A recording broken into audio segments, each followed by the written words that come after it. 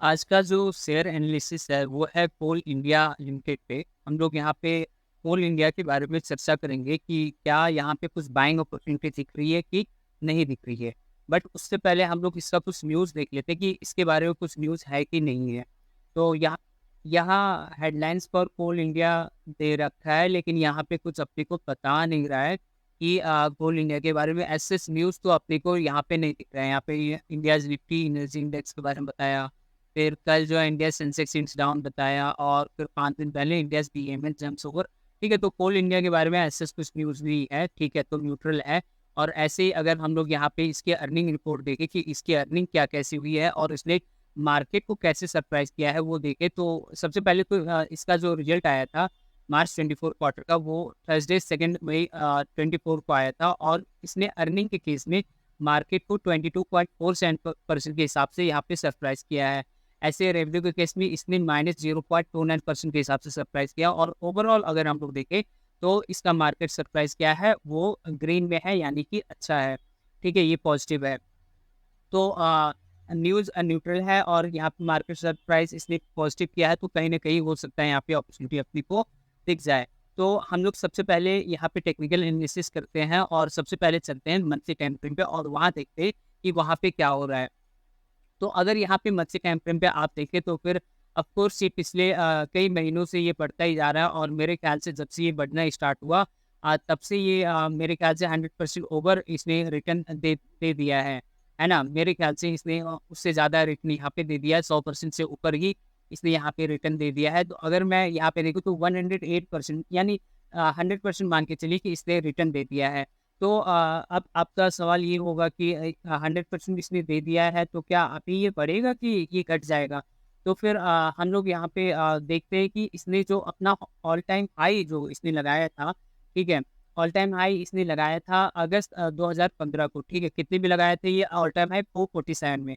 तो 447 इसका all time high लगा था, और उसके बाद अब जाके जो है इसका ऑल टाइम हाई यहाँ पे टूटा हुआ है, यानी कि उसको क्रॉस करके ऊपर ट्रेड कर रहा है।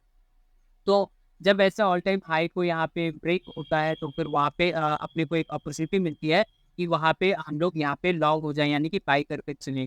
तो पिछले महीने अप्रैल में भी ये उसके ऊपर ही रहा, ठीक है? और अब भी जो है मई में भी ये 447 के ऊपर ही है, तो फिर यहाँ पे एक अच्छा खासा यहाँ पे बाइंग अपॉर्चुनिटी अपने को दिख रहा है।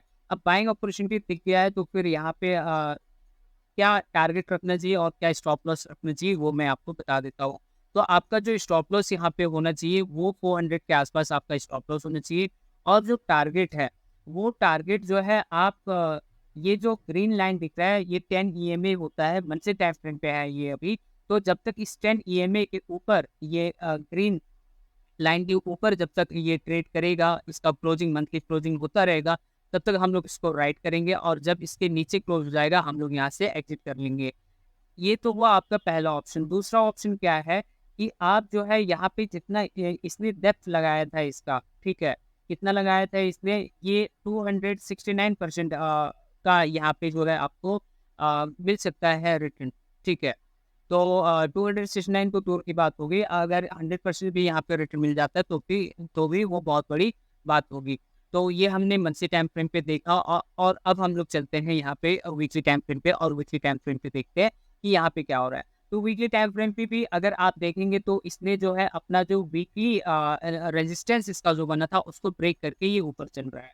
अब यहाँ पे आपके पास ऑप्शन है कि आप जो है ये फ्राइडे तक वेट करिए कि ये वीकली कैंडल इसके ऊपर ही क्लोज करेगा कि नहीं। अगर फ्राइडे इसके ऊपर ही क्लोज करता है तो फिर आपको वो बाइंग अपॉर्चुनिटी है, और अगर आप वहाँ पे बाई करके चलते हैं तो फिर आपका यहाँ पे स्टॉप लॉस क्या होना चाहिए और फिर आपका टारगेट क्या होना चाहिए वो मैं बता देता हूँ। तो आपका स्टॉप लॉस इस वीकली टाइम फ्रेम पे आपका स्टॉप लॉस जो है 427 के आसपास आ रहा है, तो 427 आपका जो है स्टॉप लॉस होना चाहिए। इसके नीचे अगर ट्रेड करने लगे अब वीकली टाइम फ्रेम पे इसके नीचे क्लोज करते हैं रेड कैंडल बना के, तो वहाँ से आपको निकल जाना चाहिए। और यहाँ पे टारगेट कितना होना चाहिए? तो टारगेट आप जो है यहाँ पे ये जो ब्लू लाइन दिख रहा है उसके ऊपर जब तक क्लोज करेगा वीकली टाइम फ्रेम पे हम लोग राइट करेंगे, और जैसे ही इसके नीचे क्लोज करेगा यहाँ से एग्जिट कर देना है यहाँ पे। अब हम लोग चलते हैं यहाँ पे डेली टाइम फ्रेम पे, और डेली टाइम फ्रेम पे देखते हैं कि वहाँ पे क्या कैसा अपॉर्चुनिटी बन रहा है। तो अगर आप डेली टाइम फ्रेम की बात करें, ठीक है, तो डेली टाइम फ्रेम पे क्या हो रहा है कि यहाँ पे बहुत ही अच्छा खासा बुलिश कंटिन्यूएशन पैटर्न बना हुआ है, ठीक है। और यहाँ पे जो है कौन-सा पैटर्न बना था, मेरे ख़्याल से कुछ लोग आप गेस भी कर भी होंगे अगर नहीं कर पाए हैं, तो ये पैटर्न बना था कप विथ हैंडल पैटर्न। ये पहला एक कप बना, ठीक है? और उसके बाद ये इसका हैंडल बना और इस हैंडल को ब्रेक करके ये अभी ऊपर ट्रेड कर रहा है। अब क्या ये सही समय है यहाँ पे डेली टाइम फ्रेम पे बाय करके चलने का? तो ऑफ कोर्स यहाँ पे समय तो है, अगर आप यहाँ पे पुल बैक का भी वेट करते हैं तो फिर कर सकते हैं। ठीक है, यानी कि अगर ये फिर से जो है अगर फुल बैक हो गए 480 के आस-पास आता है, तो फिर वो बेस्ट अपॉर्च्युनिटी होगी यहाँ पे इसको बाय करने का। अगर नहीं आता है तो फिर यहीं से हो सकता है ये भाग जाए। तो इस सिचुएशन में हमारा स्टॉप लॉस क्या होना चाहिए और टारगेट क्या होना चाहिए, वो मैं आपको यहाँ पे बता देता हूँ। तो आपका जो स्टॉप लॉस यहाँ पे होना चाहिए वो 435 के आस-पास आप जो है यहाँ पे अपने स्टॉप लॉस रख के चलेंगे। और आपका टारगेट जो है वो आप जो है ये 21 ईएमए जो कि ब्लू लाइन है उसके ऊपर जब तक क्लोज़ करेगा आपके ये ठीक है, आप वहाँ पे रहेंगे और जैसे ही उसके नीचे क्लोज़ करेगा आप वहाँ से एग्ज़िट कर लेंगे। अब एक तो वो मूविंग एवरेज के बेस पे मैंने आपको बता दिया। दूसरा जो है आप यहाँ पे एक और ले सकते हैं कि इसने जो कपविन हैंडल पैटर्न बनाया था डेली टाइम फ्रेम पे वो कितना ठीक है रिटर्न देगा। तो 18% के हिसाब से यहाँ पे रिटर्न देगा। तो मतलब कि पहला टारगेट ये लेके चलिए, जब ये 18% आपको दे दे वहाँ से फर्स्ट हाफ निकल जाइए और फिर उसके बाद जो बाकी 50% बच रहे हैं उसको 21 ईएमए के ऊपर ठीक है आप यहाँ पे राइट कर सकते हैं। तो यहाँ पे हमने ये मंथली, वीकली और डेली टाइम फ्रेम पे तीनों टाइम फ्रेम पे एनालिसिस किया। अब हम लोग एक बार इसका फंडामेंटल देख लेते हैं जिससे कि अपने को पूरी और क्लैरिटी मिल जाए। तो कोल इंडिया है 3,09,338 करोड़ का इसका मार्केट कैप है, करंट प्राइस 502 है, हाई लो इसने 507 और 223 यहाँ पे लगाया है।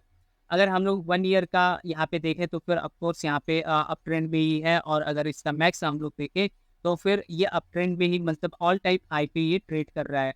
प्रोस की बात करें तो 4 प्रोस है और कॉन्स में तो कुछ है ही नहीं, यानी कि over the long period of time ये अपने को अच्छा खासा रिटर्न दे सकता है। तो प्रोस में ये है कि कंपनी डेट फ्री है और कंपनी डिविडेंड यील्ड अच्छा प्रोवाइड कर रही है जो कि 4.81% है। कंपनी का रिटर्न ऑन इक्विटी बहुत अच्छा है, पिछले 3 सालों में 51.8% का रिटर्न इसने आरओई दिया है। कंपनी जो है डिविडेंड भी बहुत अच्छा दे रही है जो कि 51.8% है, ये बताया जा रहा है। पीयर कंपैरिजन अगर हम लोग करें तो फिर sector mining and mineral products का है और ये अपने सेक्टर का लीडर है, यानी कि रैंक 1 में कोल इंडिया आता है।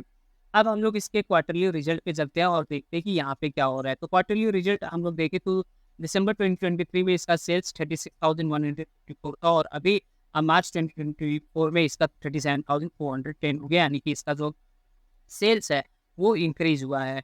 ऑपरेटिंग प्रॉफिट 13,021 से 11,338 हो गया, ये डिक्रीज हुआ है।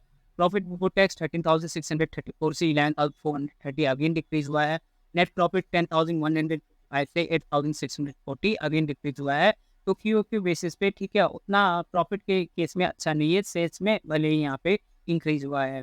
अ, ऐसे अगर हम लोग यहाँ पे वाई बेसिस पे देखें तो फिर मार्च 2023 में सेल्स इसका जो था वो 38,152 था और अभी मार्च 2024 में इसका सेल्स 37,410 है, यानी कि वाई बेसिस पे इसका सेल्स डिक्रीज हुआ है। ऑपरेटिंग प्रॉफिट अब की बात करें तो मार्च 2023 में 9,333 था और अभी 11,338 हो गया, ये इंक्रीज हुआ है। पीबीटी 9,569 से 11,439 ये भी इंक्रीज हुआ है और नेट प्रॉफिट 6,869 से ये 8,640 हो गया, ये भी इंक्रीज हुआ है। यानी कि वाई बेसिस पे इसका सेल्स डिक्रीज है बट प्रॉफिट जो भी है वो इंक्रीज हुआ है। और ऐसे क्यू बेसिस पे सेल्स इंक्रीज है लेकिन प्रॉफिट यहाँ पे डिक्रीज है।